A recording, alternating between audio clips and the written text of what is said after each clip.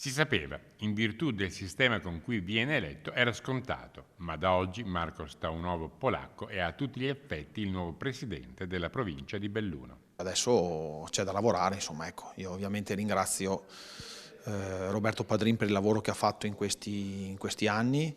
Mi sembra che abbia fatto un lavoro cercando sempre di tenere unite le anime all'interno della provincia. Ultimamente forse non c'era riuscito appieno, ma insomma io credo che la sua dedizione alla provincia sia assolutamente riconosciuta, debba essere riconosciuta da parte nostra e da parte di tutti i cittadini della provincia. Roberto Padrin, presente anche oggi a Palazzo Piloni per il passaggio della fascia azzurra di presidente al suo successore. Sono qua contento e soprattutto faccio un grande in bocca al lupo al nuovo presidente, al nuovo consiglio che verrà e sono sicuro di lasciare una provincia in salute, soprattutto dal punto di vista delle risorse umane che qui ci lavorano. La provincia torna dunque alla Lega, che non la guidava più dai tempi in cui al vertice c'era Gianpaolo Bottaccini. È stata un'operazione che a livello di centrodestra abbiamo portato avanti con molta serenità, chiaramente c'è stata un po' di contrattazione anche con i nostri alleati, ma il candidato riteniamo che sia un nome importante, l'attuale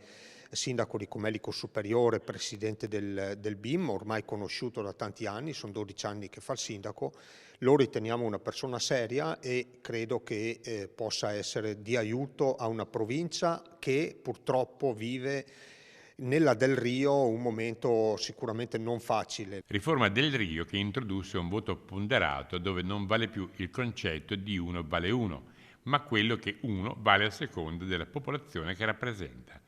Tra chi sostiene il neopresidente anche chi una volta era nella Lega e che oggi a Venezia come a Belluno è insieme in coalizione. Ne avevamo proposto come centrodestra tutto unito, mi pare un gran bel risultato anche sull'affluenza degli elettori, perché passati dal 70 al 72% di gente che è andata a votare rispetto al 2021 è un buon segnale, vuol dire che la gente e soprattutto chi ha un incarico istituzionale come i consiglieri comunali o i sindaci ritengono che la provincia debba avere una guida importante, qualsiasi sia stato il colore. Scontata, in base al meccanismo che premia il centrodestra che governa Belluno e Feltre, i due comuni più grandi, la sconfitta del centrosinistra, il cui candidato è comunque soddisfatto del risultato ottenuto, esprimendo gli auspici di buon lavoro nei confronti del vincitore.